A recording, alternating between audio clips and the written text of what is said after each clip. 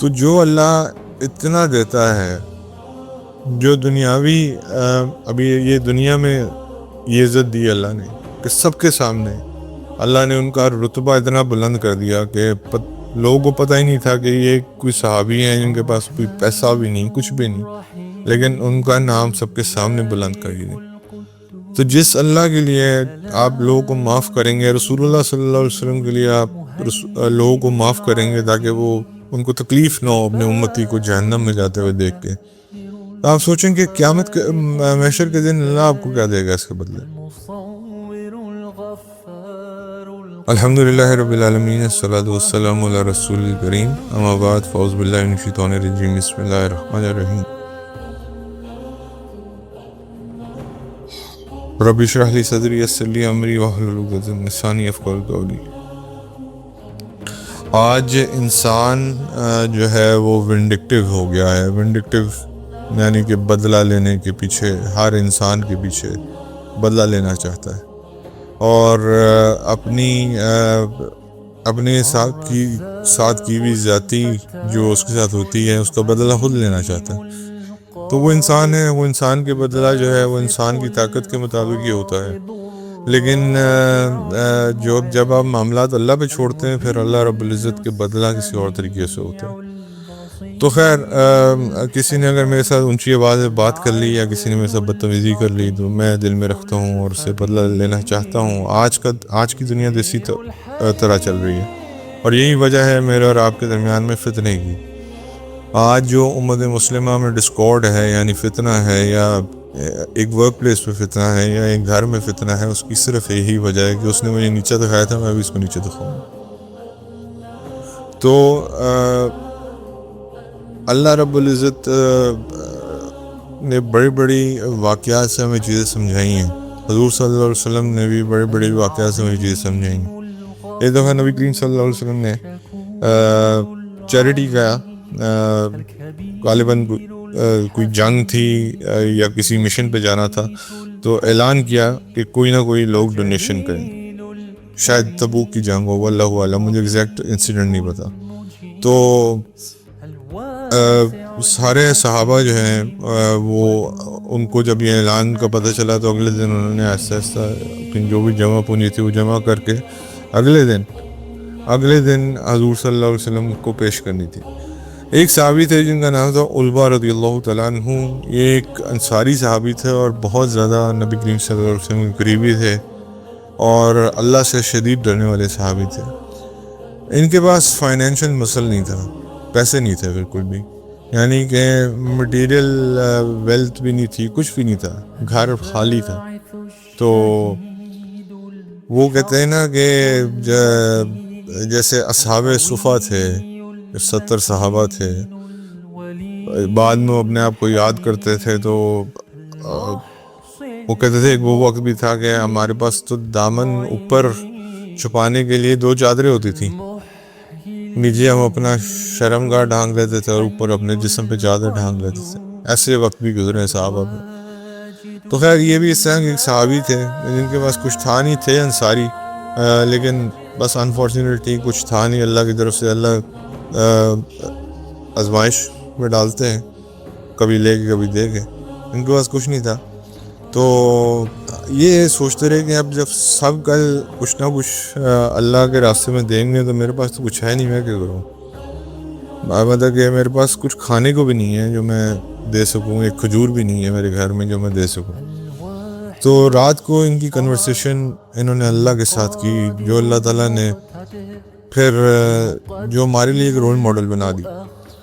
تو اللہ کو رات کو مخاطب کر کے ان کو آئی، اللہ میرا فائنینشیل مسئلہ نہیں ہے، میں آپ سے کسی قسم کو شکوہ نہیں کر رہا، جس اسٹیٹ میں آپ نے مجھے رکھا ہے میں آپ سے ہر طرح راضی ہوں، آپ کی تقدیر میں، آپ کی قدر میں ہر طرح راضی ہوں، لیکن میرے پاس کچھ ہے نہیں۔ میں جب کل سارے لوگ کچھ نہ کچھ دیں گے تو میں کچھ نہیں دے سکوں گا۔ تو میں ایک چیز ہے میرے پاس جو نظر نہیں آتی، جس کے اندر مانیٹری فائدہ نہیں ہے، جو انٹینجیبل ہے، یعنی کہ جس کو آپ ٹچ نہیں کر سکتے، یعنی انوینسیبل ہے، جس کو آپ دیکھ نہیں سکتے، لیکن وہ ہے میرے پاس، اور وہ یہ ہے کہ میں ان سب لوگوں کو معاف کر دوں جنہوں نے آج تک مجھے ہرٹ کیا ہے, اور ان سب کو بھی معاف کر دوں جو مجھے ہرٹ کریں گے. یعنی کہ for the sake of Allah I forgive all those people who have hurt me in the past. کسی بھی طرح, کسی نے مجھ سے زبان سے اگر بدتمیزی کی ہے, یا ہاتھ سے اگر بدتمیزی کی ہے, یا کسی نے میرا دل دکھایا ہے, یا کسی نے مجھے بلیٹل کیا ہے, وہ ساری چیزیں میں فارگیو کر دوں. اور آگے بھی جتنے لوگ میرے ساتھ یہ کریں گے وہ بھی ساری چیزیں میں فارگیو کر دیتا ہوں. تو this is my donation which I am giving.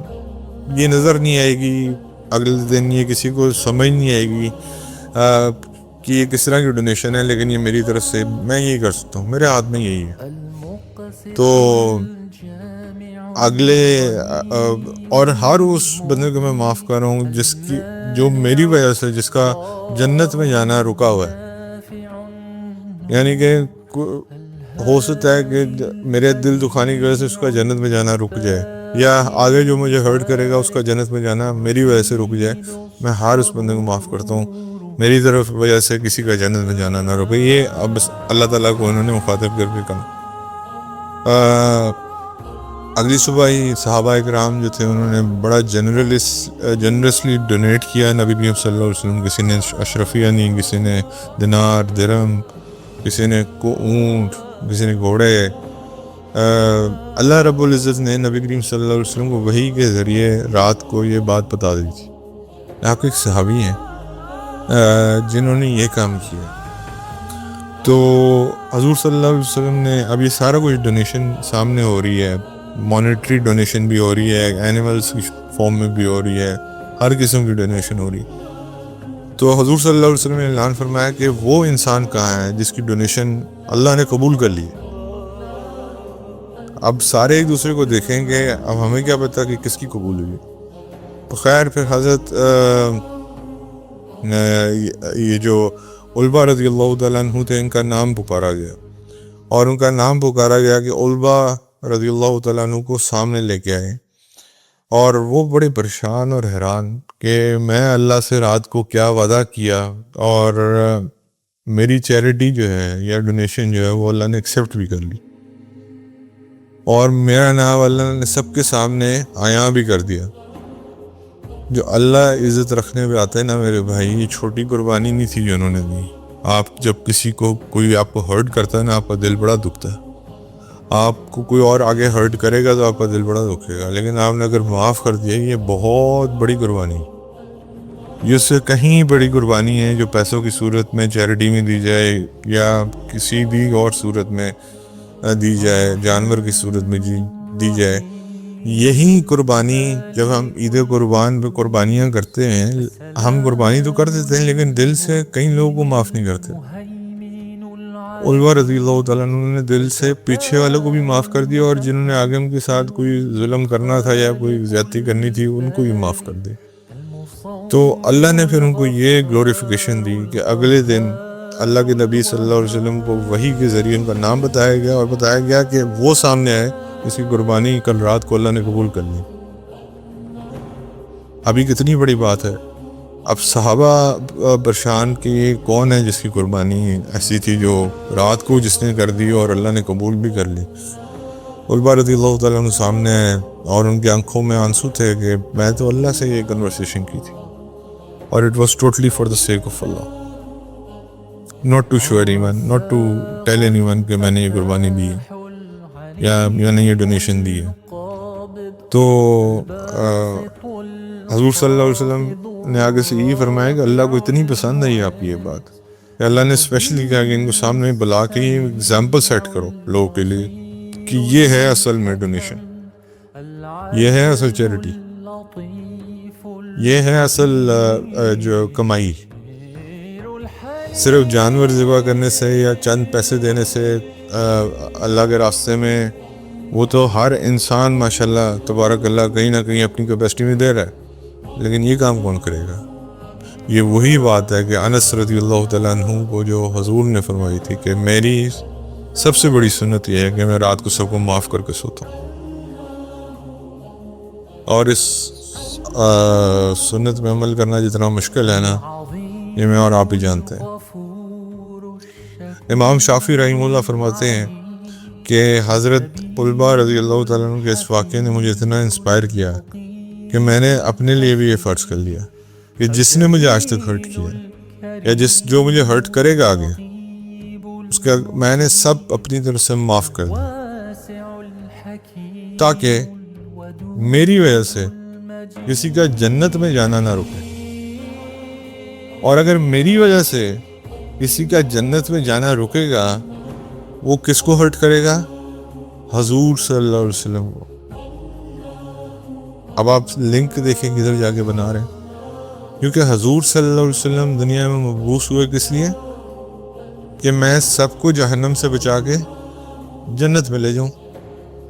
اور حضور صلی اللہ علیہ وسلم کو اگر یہ پتہ چلتا تھا جیسے ایک یہودی کا جنازہ جا رہا تھا اور اللہ کے نبی رو رہے تھے، تو حضور صلی اللہ علیہ وسلم نے فرمایا کہ صحابہ نے فرمایا کہ یا رسول اللہ کیوں رو رہے ہیں؟ یہ تو غیر مذہب تھا۔ ان کا تھا تو میرا امتی ہمیشہ کے لیے ناکام ہو گیا۔ تو حضور اتنا ہرٹ ہوتے تھے، تو حضور کو ہرٹ نہ کرنے کے لیے طلبہ رضی اللہ تعالیٰ عنہ نے یہ سٹیپ لیا، امام شافعی رحمہ اللہ نے یہ سٹیپ لیا کہ اگر میں نے کسی کو معاف نہ کیا اور میری وجہ سے اس کی جنت رک گئی تو اللہ کی تبھی ہرٹ ہوں۔ میرے بھائی، یہ میرے اور آپ جیسے آپ لوگوں کے اندر ہو، میرے جیسے انسان کے اندر اتنا اونچا سوچنے کی کا معیار نہیں ہے کہ اس کو لنک کیسے کرنا ہے کہ نبی کریم صلی اللہ علیہ وسلم کبھی ہرٹ نہ ہو میری وجہ سے، کہ اگر ان کا ایک امتی بھی میری وجہ سے رک گیا جنت میں جانے سے تو اللہ کے نبی کو وہ چیز ہرٹ کرے گی۔ تو میں ایسا کوئی کام نہ کروں کہ اللہ کے نبی کو وہ چیز ہرٹ کرے۔ تو میں اپنے وہ سارے حقوق معاف کر دوں، یا جس نے میرے سے زیادتی اور ظلم کیا معاف کر دوں۔ تو جو اللہ اتنا دیتا ہے، جو دنیاوی ابھی یہ دنیا میں یہ عزت دی اللہ نے کہ سب کے سامنے اللہ نے ان کا رتبہ اتنا بلند کر دیا کہ لوگوں کو پتہ ہی نہیں تھا کہ یہ کوئی صحابی ہیں جن کے پاس کوئی پیسہ بھی نہیں، کچھ بھی نہیں، لیکن ان کا نام سب کے سامنے بلند کر دیا۔ تو جس اللہ کے لیے آپ لوگوں کو معاف کریں گے، رسول اللہ صلی اللہ علیہ وسلم کے لیے آپ لوگوں کو معاف کریں گے تاکہ وہ ان کو تکلیف نہ ہو اپنے امتی کو جہنم میں جاتے ہوئے دیکھ کے، تو آپ سوچیں کہ قیامت محشر کے دن اللہ آپ کو کیا دے گا اس کے بدلے۔ یہ تو دنیا کا معاملہ ہے، محشر میں تو اللہ ملٹی پلائڈ بائی پتہ نہیں 700 ٹائمز دینے والے ہیں۔ اس کے بدلے میں اللہ آپ کو کیا دے گا؟ یہ وہی تقریباً کہانی ہے جو وہی اکثر میں اور آپ پڑھتے ہیں کہ ایک انسان کو ایک نیکی کی کمی ہوگی جنت میں جانے کے لیے، اور وہ اللہ کہیں گے جاؤ ڈھونڈ کے لے، اگر کوئی دیتا ہے تو دے دو، اپنے باپ ماں بہن بھائی دوست سب کے پاس جائے گا، بیوی بچے سب کے پاس، وہ کوئی بھی نہیں دے گا اسے۔ وہ ایک بندہ کو ملے گا جس کے پاس ہوگی ایک نیکی، کو کہے یار میں تو ویسے ہی جنم میں جا رہا ہوں، لے تو بھی لے لے، تو جا تو بھی کیشی کر، ایک بندہ تو پار ہونا میری وجہ سے۔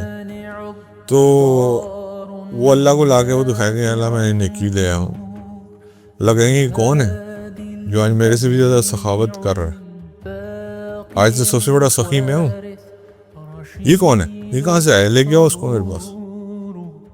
تو وہ اس کا ہاتھ پکڑ کے لے کے آئے گا، اللہ تعالیٰ کہیں گے اس کو بھی اپنے ساتھ جنت میں لے جاؤ، جو ڈے آف ججمنٹ پہ سخاوت کر رہا۔ اب اس کا ہرگز مطلب یہ نہیں ہے کہ ہم نیکی کرنا چھوڑ دیں اور ایسا کوئی معاملہ کریں کسی کے ساتھ، وہ ہم نے اپنی جگہ کرنا ہے، لیکن اللہ صرف سمجھانے کے لیے بتا رہے ہیں کہ میں کتنا رحیم ہوں اور میں فیصلے کیسے کرتا ہوں۔ تو اس لیے ابھی ہم جتنے مرضی بڑے جانور قربان کر لیں، جتنی مرضی بڑی بڑی چیریٹیز کر لیں، اللہ کو بیسکلی یہ چیزیں چاہیے کہ اپنی ایگو کو چھوڑو اور لوگوں کو معاف کرو، چاہے اس نے تمہارے ساتھ جو مرضی کیا ہو۔ نبی کریم صلی اللہ علیہ وسلم کے ساتھ کیا کیا نہیں ہوا آپ کے سامنے ہی ہے، لیکن انہوں نے معاف کیا لوگوں کو۔ ہاں، حضور صلی اللہ علیہ وسلم ایک چیز کو معاف نہیں کرتے تھے، جو نبی کریم صلی اللہ علیہ وسلم اللہ کے معاملات میں جو یا دین کے معاملے میں جو غلطی کرتا تھا اس کے اوپر حد لگتی تھی، اس کے اوپر معافی نہیں تھی. وہ رسول اللہ صلی اللہ علیہ وسلم کہتے تھے کہ یہ میرا پارٹ نہیں، یہ اللہ کا پارٹ ہے، اس کو میں معاف نہیں کر سکتا. تو جیسے احد کے وقت جب مسلمانوں کو جو جیتی ہوئی جنگ بدل گئی شکست میں، مسلمانوں کو احد میں ایک جگہ پہ جب وہ لینی پڑی، پہاڑ کے اندر اپنے آپ کو کھڑا کیا، تو وہاں پہ نیچے آ کے جب انہوں نے پکارا کہ ابو بکر ہیں آپ میں، تو حضور نے فرمایا جواب نہیں دینا. پوچھا عمر ہے، انہوں نے جواب نہیں دینا، خاموشی. Personality, then is not personality. پھر جب بات یہ کدھر گیا تمہارا اللہ، حضور صلی اللہ علیہ وسلم کا آپ جواب دو. اس نے اپنے بتوں کی بات کی، لات منات عزا کیا، اللہ وحدہ لا شریک کہ آج بھی رکھوالے ادھر موجود ہیں، اور اس کے مطلب کہ اس کے دین کے رکھوالے آج بھی موجود ہیں اور ہمیشہ موجود رہیں گے. پھر جواب دیا گیا، یعنی کہ پرسنالٹی کے اوپر کوئی جواب نہیں دیا گیا. ہاں جہاں اللہ کے دین کی بات ہے وہاں جواب دیا.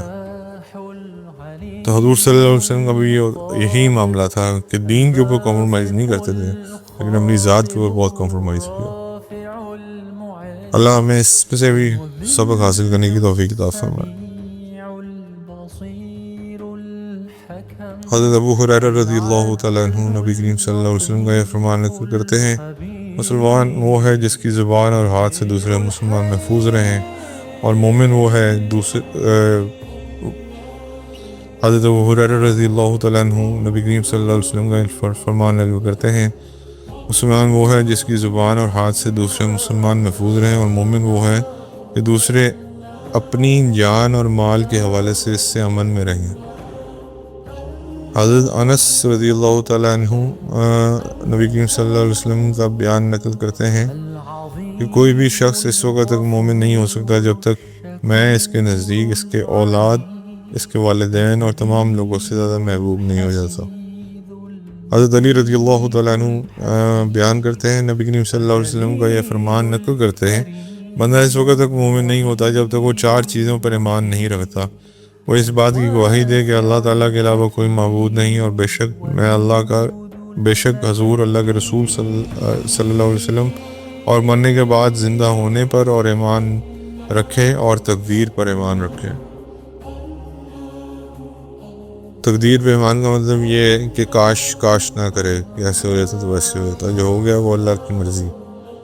حضرت عبداللہ بن مسعود رضی اللہ تعالیٰ عنہ سے روایت کرتے ہیں کہ نبی کریم صلی اللہ علیہ وسلم نے ارشاد فرمایا، جنت میں ایسا کوئی شخص داخل نہیں ہوگا اس کے دل میں رائی کے دانے کے وزن کے جتنا تکبر ہوگا، اور جہنم میں وہ شخص داخل نہیں ہوگا جس کے دل میں رائی کے دانے جتنا ایمان ہوگا.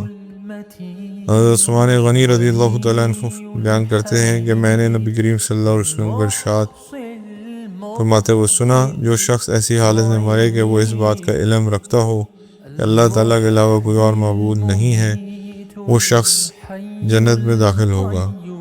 اور سبحان رضی اللہ تعالیٰ عنہ نبی کریم صلی اللہ علیہ وسلم کا یہ فرمان نقل کرتے ہیں، جو شخص قیامت کے دن ایسی حالت میں آئے گا کہ وہ 3 چیزوں سے بری ہوگا تو وہ جنت میں داخل ہوگا. وہ 3 چیزیں یہ ہیں: تکبر، خیانت اور قرض.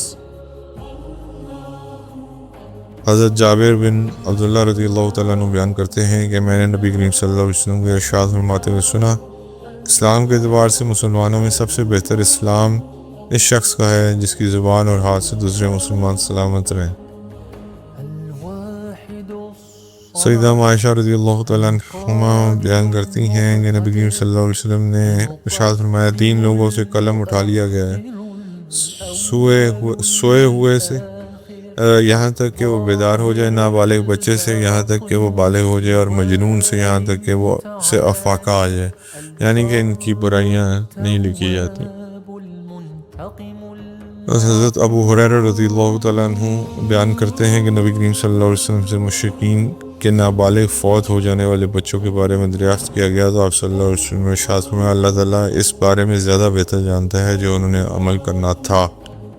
حضرت ابو ہریرہ رضی اللہ تعالیٰ عنہ نبی کریم صلی اللہ علیہ وسلم کا یہ فرمان کرتے ہیں کہ ہر پیدا ہونے والا بچہ فطرت پہ پیدا ہوتا ہے، لیکن اس کے ماں باپ اسے یہودی، عیسائی یا مجوسی بنا دیتے۔ حضرت انس بن مالک رضی اللہ تعالیٰ عنہ بیان کرتے ہیں نبی کریم صلی اللہ علیہ وسلم نے ہمیں خطبہ دیا، آپ نے ارشاد فرمایا اس شخص کا ایمان نہیں ہوتا جس شخص میں امانت نہیں ہوتی، شخص کا دین نہیں ہوتا جس شخص کا عہد نہیں ہوتا، یعنی کہ جو عہد کو پورا نہیں کرتا۔ حضرت عبداللہ رضی اللہ تعالیٰ عنہ سے روایت ہے کہ نبی کریم صلی اللہ علیہ وسلم نے ارشاد فرمایا کہ مومن شخص طعنہ دینے والے، لعنت کرنے والے، بد زبانی کرنے والے اور فحش گفتگو کرنے والا نہیں ہوتا۔ حضرت ابو ہریرہ رضی اللہ تعالیٰ عنہ بیان کرتے ہیں کہ نبی کریم صلی اللہ علیہ وسلم نے ارشاد فرمایا ایمان کے 70 سے زیادہ شعبے ہیں، ان میں سب سے بلند شعبہ یہ گواہی دینا ہے کہ اللہ کے سوا کوئی معبود نہیں، اور کم ترین شعبہ راستے میں تکلیف دہ چیز کو ہٹا دینا ہے۔ حضرت ابو ہریرہ رضی اللہ تعالیٰ عنہ سے روایت کرتے ہیں کہ نبی کریم صلی اللہ علیہ وسلم نے ارشاد فرمایا ایمان کے 70 سے زیادہ دروازے ہیں، اور حیا ایمان کا حصہ ہے۔